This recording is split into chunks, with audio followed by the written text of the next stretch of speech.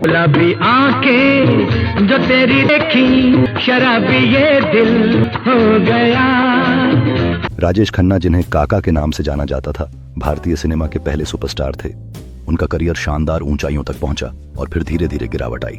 आइए उनके करियर की पूरी कहानी विस्तार से जानते हैं। राजेश खन्ना ने अपने फिल्मी करियर की शुरुआत 1966 में फिल्म आखिरी खत से की थी। उन्होंने जल्दी ही अपनी पहचान बनाई और 1969 से 1976 के बीच उनका स्टारडम चरम पर था। इस दौरान उन्होंने लगातार 17 सुपरहिट फिल्में दी, जो अपने आप में एक रिकॉर्ड है। उनकी फिल्में रिलीज होते ही हिट हो जाती थीं।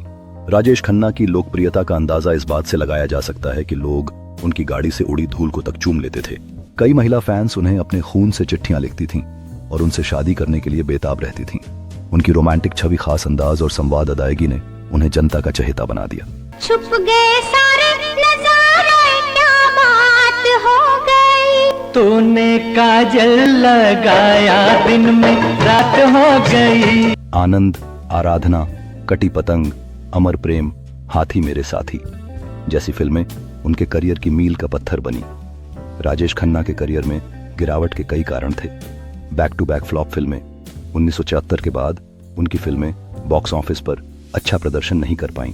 महबूबा जैसी कुछ फिल्मों की असफलता के बाद फ्लॉप फिल्मों की झड़ी लग गई, जिससे उनके करियर पर ग्रहण लग गया। लगातार 7 फिल्में फ्लॉप होने से वह डिप्रेशन में चले गए थे और यहां तक कि उनके मन में आत्महत्या का भी विचार आने लगा था। इसी दौरान अमिताभ बच्चन का उदय हुआ, जिन्होंने एंग्री यंग मैन की छवि के साथ दर्शकों पर गहरा प्रभाव डाला। अमिताभ की एंट्री ने राजेश खन्ना के 20 साल के स्टारडम को फीका कर दिया। फिल्म नमक हराम में राजेश खन्ना और अमिताभ बच्चन दोनों थे, लेकिन अमिताभ के किरदार को ज्यादा चमक मिली, जिससे उनके करियर को और बढ़ावा मिला। शायद मेरी शादी का शायद मेरी शादी का दिल में आया है। सफलता के चरम पर राजेश खन्ना में कथित तौर पर कुछ घमंड आ गया था। कई रिपोर्ट्स के अनुसार वह सेट पर देर से आते थे और उनके नखरे बढ़ गए थे, जिससे फिल्म निर्माताओं और सह कलाकारों को दिक्कत होती थी। शर्मिला टैगोर और गुलजार जैसे दिग्गजों ने भी उनके इस व्यवहार पर खुलकर बात की थी। कहा जाता है कि उन्होंने पैसों के लालच में बिना स्क्रिप्ट पढ़े कई फिल्में साइन कर लीं, जिससे उनके करियर को नुकसान हुआ।